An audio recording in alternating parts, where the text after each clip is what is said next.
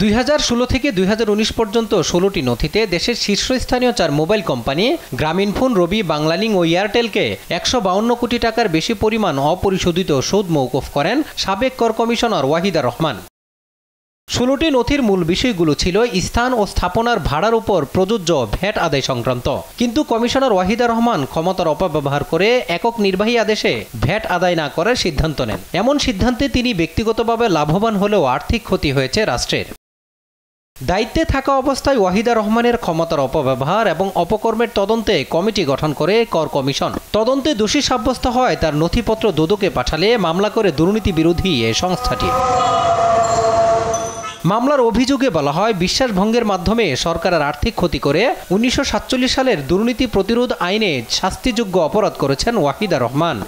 আইনের ব্যত্যয় ঘটিয়ে অসৎ উদ্দেশ্যে ক্ষমতার অপব্যবহার করে এখতিয়ার বহির্ভূতভাবে 16টি নথিতে 4টি মোবাইল অপারেটর কোম্পানি অপরিশোধিত সুদ বাবদ পাওনা 152,89,390 টাকা মওকুফ করে সরকারের আর্থিক ক্ষতি সাধন করেছেন।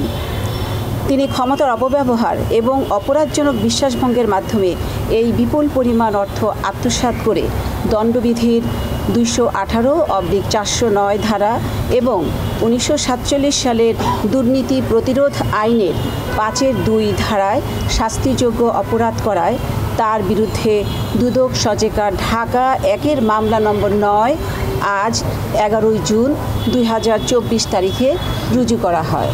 দুদক সচিব আরও জানান, কর মওকুফের বিনিময়ে মোবাইল অপারেটরগুলো থেকে আর্থিক কোনো সুযোগ সুবিধা নিয়ে থাকলে তদন্ত সাপেক্ষে তারও ব্যবস্থা নেওয়া হবে।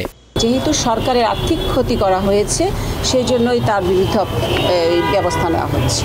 তদন্তকালে সেটি সবকিছু এইসব বিষয়গুলো আশা করি এসে যাবে। সরকারি বিভিন্ন সংস্থা ওয়াহিদা রহমানের বিরুদ্ধে তদন্ত করে দুর্নীতির প্রমাণ পেয়েছে বলে জানান দুদক সচিব। মাজহারুল ইসলাম, দেশ টিভি, ঢাকা।